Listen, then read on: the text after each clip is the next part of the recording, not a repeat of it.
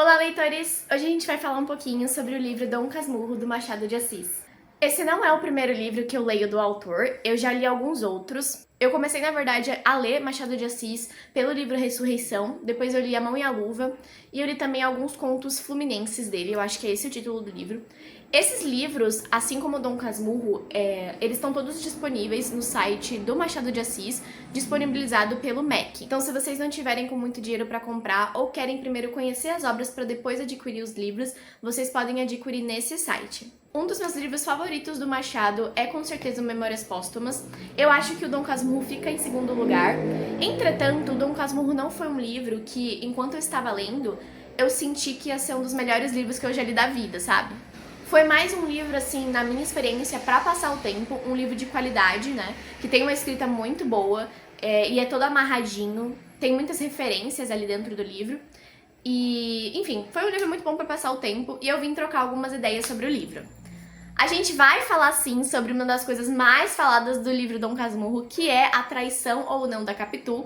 Entretanto, o livro tem muito mais a oferecer. Esse vídeo aqui é para as pessoas que leram o livro, mas também as que não leram. Se vocês estão interessados em saber um pouquinho mais sobre a história, fiquem tranquilos que eu não vou dar mais spoilers do que a gente já conhece aqui na internet. Então bora lá falar sobre os aspectos que eu achei mais interessantes do livro Dom Casmurro. Uma coisa interessante que eu reparei que tem nesse livro e que também tem no Memórias Póstumas de Brás Cubas é que a gente tem aqui o personagem principal, que nesse caso é o Bentinho, escrevendo a história de vida dele. E a gente vai ter umas partes em que esse personagem vai ter uma interação, quebrar a quarta parede, né, como a gente fala no cinema, com os leitores. Então ele vai se referir à pessoa que tá lendo como leitora. Ele se refere a essa pessoa no feminino.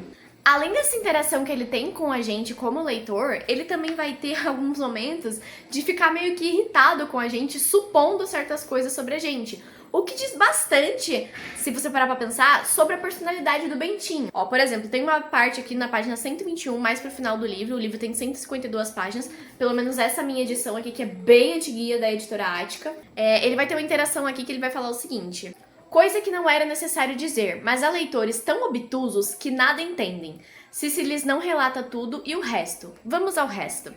Então ele tá falando assim que ele tem que explicar tudo direitinho, porque tem leitores que não conseguem entender se você não explicar as coisas pelos mínimos detalhes. E isso é engraçado, porque você tem essa interação do personagem, que na realidade é o autor, com o leitor, sabe? Eu sinto que o Machado tinha um certo humor ali perspicaz, bem inteligente, e que muitas vezes quando as pessoas leem os livros dele, que são mais jovens, elas às vezes não conseguem pegar. Uma das coisas que eu acho legal é eu ter lido agora esse livro com 22 anos, em vez de ter lido, por exemplo, com 15 anos, sabe? Ou até menos, que muitas vezes a gente não consegue entender todas essas nuances que acompanham os livros clássicos, né? Aliás, não só os livros clássicos, mas muitos livros, às vezes, até contemporâneos, que têm nuances muito maiores que pessoas mais jovens muitas vezes não conseguem entender. E não estou dizendo que se você é mais jovem, você não pode ler esse livro, mas é que quando você fica mais velho, a sua perspectiva de mundo, assim, aumenta muito mais do que quando você era, tipo, tava nos seus 12 anos de idade, sabe? Enfim, vamos começar falando sobre a história de vida do Bentinho. Esse livro ele vai começar na infância do Bentinho, falando um pouco sobre a família dele. Uma das coisas que a gente pode ter muito interessante aqui dentro do livro é essa falta de uma figura paterna na vida do Bentinho. Apesar de ele ter ali dois tios, né, na realidade um tio e um agregado da família, a gente não tem muito esse ensinamento, né, pro Bentinho de como um homem deve se comportar. Isso ele vai aprender com os amigos dele, os colegas, né, a interação que ele tem dentro da sociedade, e também no seminário. O que é esse seminário? A mãe do Bentinho, ela perdeu um filho antes dele e ela vai querer que o filho dela se transforme num padre. Ela fez essa promessa divina, né? E ela quer porque quer que ele entre pro seminário, que é onde essas pessoas que têm a vontade de ser padre vão tentar essa carreira. Essa questão da religião, ela vai permear vários momentos do livro, né? O livro todo, na verdade. E é muito interessante porque o Machado vai colocar várias referências bíblicas aqui dentro do livro. Essa coisa da mãe dele colocar essa promessa em cima do filho foi uma coisa que me deixou muito brava no começo do livro. Eu não sou uma pessoa religiosa e normalmente eu tenho aversão a coisas religiosas. E esse posicionamento que ela tem pra cima da vida do filho dela é uma coisa que me deixa extremamente irritada. Se ela fizesse uma promessa e falasse assim, ah, eu vou fazer tal coisa se o meu segundo filho nascer bem e conseguir viver. Beleza, eu ia entender. Só que aqui ela coloca a promessa em cima da vida do filho dela.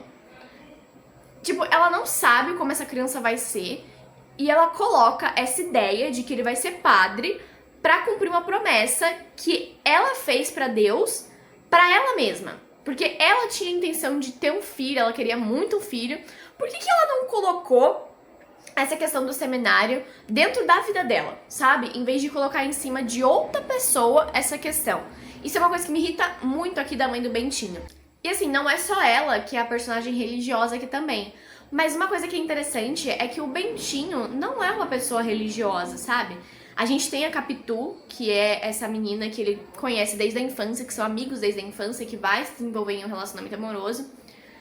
Que ela também é mais religiosa até que o Bentinho. Tanto que o Bentinho, muitas vezes, ele fala que eu vou fazer uma promessa e aí depois eu vou cumprir. Ele fala que vai rezar sei lá quantas Ave Marias e Pai Nossos e nunca cumpre essas promessas, sabe? Então você pode ver que toda essa questão religiosa que a mãe coloca em cima dele é uma pressão muito forte pra essa criança que não tem tanta dedicação religiosa quanto ela, sabe? Eu acho que isso fala muito das expectativas que os pais colocavam nos filhos na época e também hoje em dia, com relação a essa questão de acreditar ou não em alguma religião ou em um ser divino. Essa questão do seminário vai demorar algumas páginas, é praticamente metade do livro a gente falando sobre isso, né? O Bentinho fala um pouco sobre a experiência dele lá dentro, ele não fala muito assim sobre o dia a dia como era. Eu acho que é porque foi um tempo que ele não gostou de passar lá dentro, apesar dele ter descoberto muitas coisas e ter feito amizades lá dentro. Uma dessas amizades, inclusive, é o Escobar, que vai ser uma das partes principais aqui dentro do livro para a questão final da traição ou não da Capitu. Um outro aspecto importante que a gente tem que analisar dentro do livro é essa questão do amor predestinado, né? Do amor desde a infância, o amor puro. A gente tem esse amor sendo expresso aqui pela interação do Bentinho com a Capitu, que se conhecem há muito tempo, que são grandes amigos e que vão se apaixonando com o tempo, né?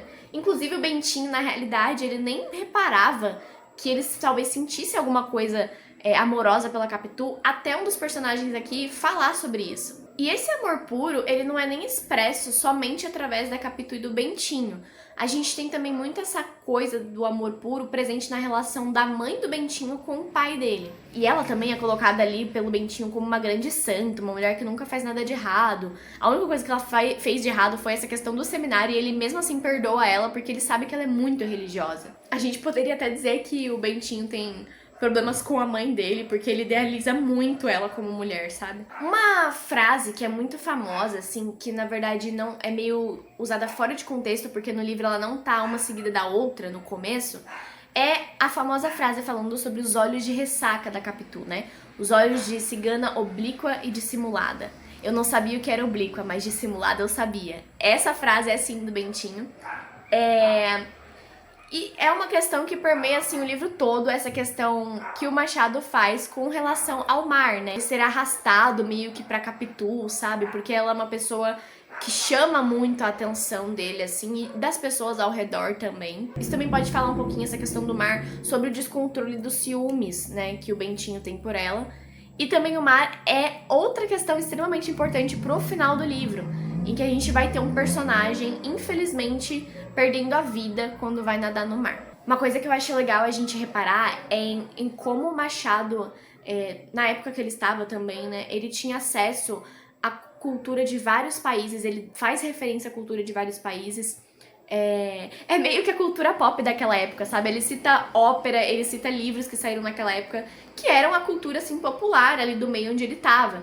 Isso é muito interessante da gente parar pra analisar, como, por mais que a cultura popular pode mudar de um tempo pro outro, ela ainda existe, sabe? E as pessoas comentavam sobre o livro que saía na época, sobre a ópera que tava tendo lá no teatro, que era super legal ou que não era tão boa assim. O Bentinho, então, ele vai pro seminário, ele tenta evitar isso, mas ele vai pro seminário.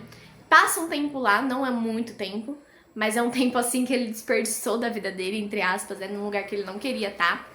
E, na realidade, a alternativa que ele encontra pra sair de lá é muito fácil, assim. Eu acho que talvez quando o Machado estava escrevendo esse livro, ele meio que fez essa questão do seminário ser uma coisa extremamente importante dentro do livro, mas ela acabou muito rápido. A gente tem inúmeras outras coisas que vão acontecer com o Bentinho, mas uma coisa que eu queria focar aqui, passando ali pela questão religiosa, é a questão da sexualidade, que é muito presente dentro desse livro. E quando eu falo em sexualidade, eu tô falando do desejo, da ideia de desejo como pecado. O Bentinho eu falo que ele não é um personagem muito confiável com relação a essa questão da traição ou não da Capitu, porque ele tem momentos ao longo do relacionamento dele, e antes também, que ele vai meio que ser infiel ali a Capitu. Quando ele é mais jovem, ele começa a reparar nas outras moças, e tem uma parte ali que uma moça tá passando na rua, e ela cai na rua e aparece, né, as meias dela, assim, por baixo, que naquela época eles não podiam ver um tornozelo, que já era uma coisa absurda. E aí ele fala que ele fica reparando nas meias dela e aparece essa questão do desejo ali, de descobrir o que tem, sabe, debaixo dessa meia, o que tem debaixo da saia dessa mulher. Tem uma interação do Bentinho com uma pessoa bem próxima a Capitu, em que ele acha que tem alguma coisa ali entre ele e essa pessoa que poderia vir a acontecer por conta de uma interação que eles têm. Então eu me sinto confiante em falar que essa questão toda da traição ou não da Capitu foi mais uma projeção que o Bentinho fez nela com relação aos sentimentos que ele tinha com outras pessoas. E não que ele deixasse de amar a Capitu por essas sensações, mas ele refletia essas sensações nela, sabe? Ah, se eu tô sentindo isso por essa outra pessoa, já tive outras sensações ao longo da vida que eram mais sexuais, que eram mais ardentes de desejo, a Capitu também pode estar tendo.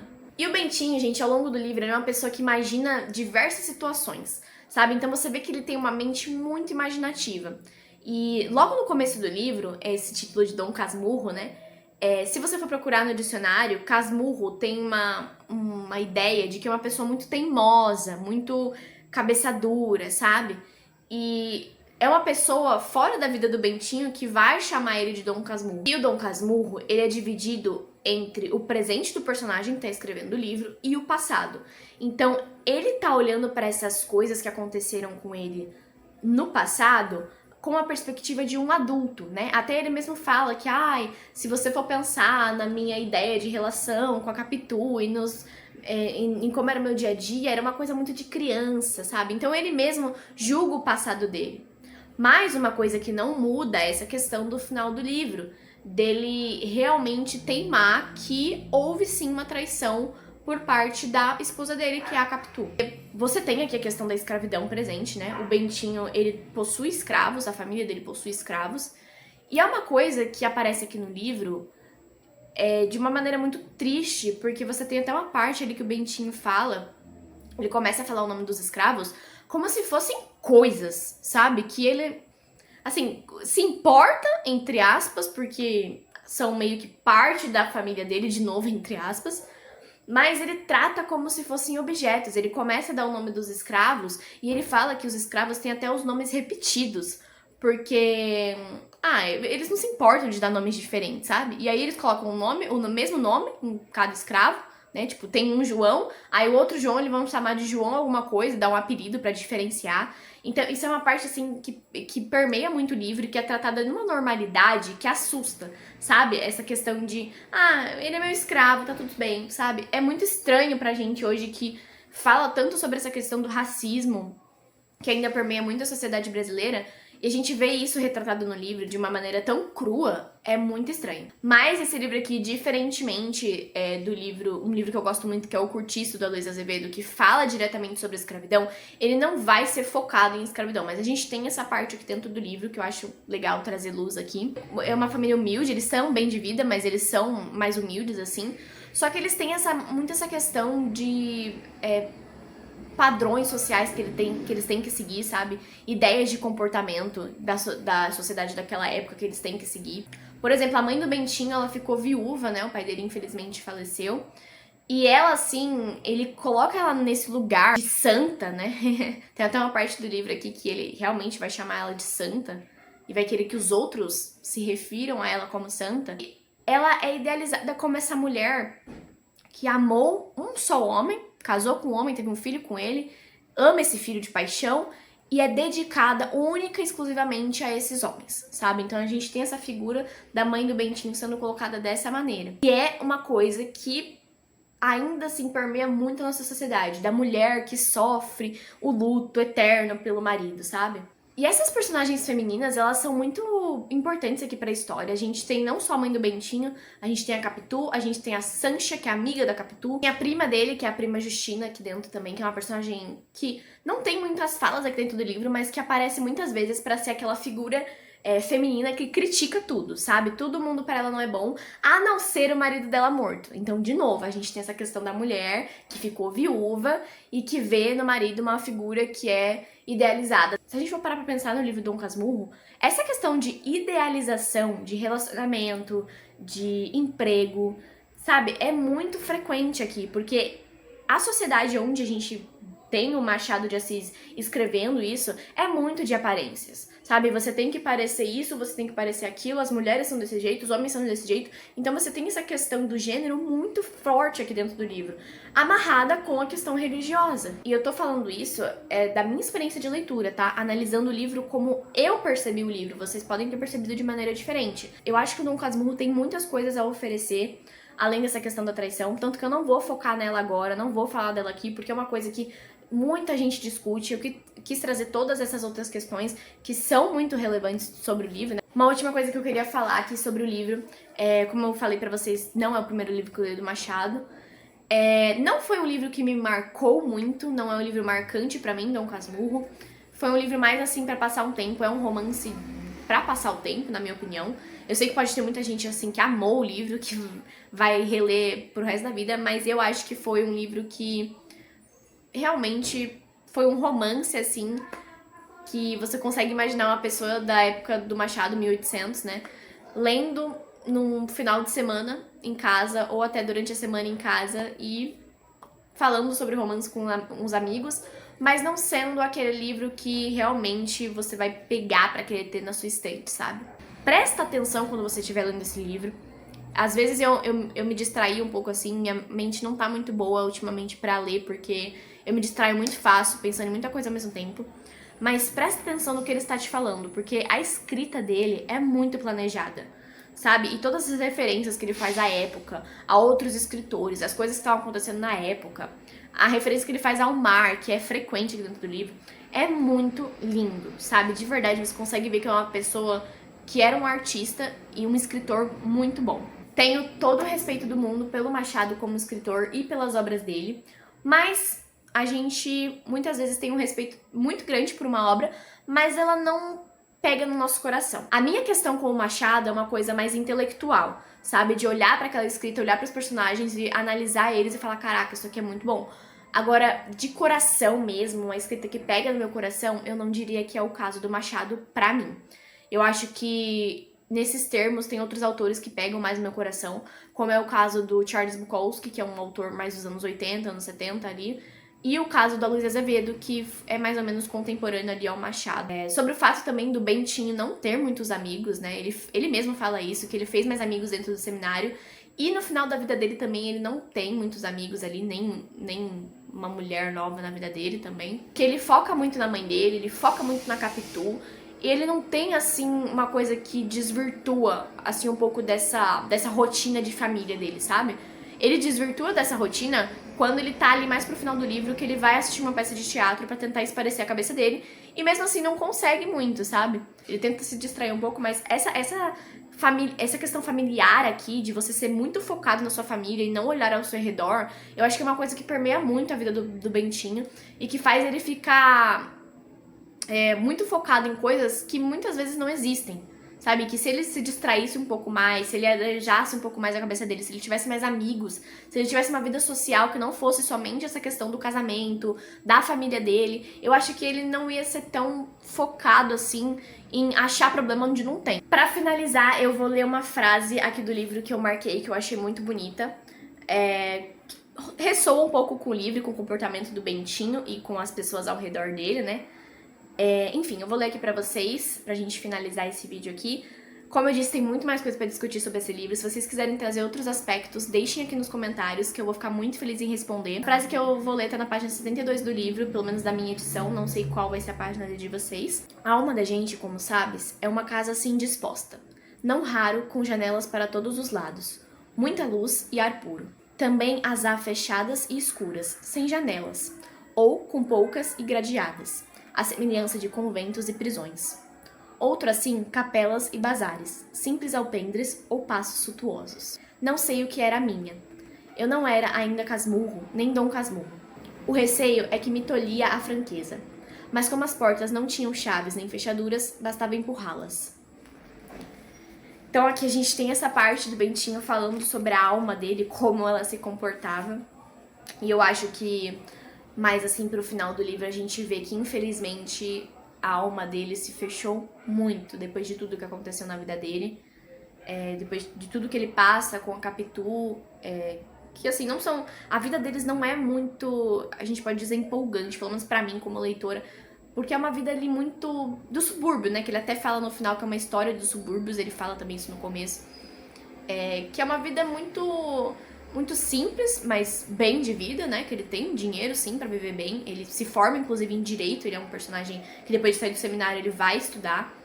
Então eles têm uma vida boa, mas é uma vida boa que não tem muito o que falar sobre, sabe? Eu acho que isso é um dos problemas principais aqui que traz essa questão do Bentinho, de achar que tudo é uma grande explosão de coisas e imaginar muitas coisas que não estão acontecendo. Muito obrigada por ter assistido esse vídeo e até um próximo livro. Tchau, tchau!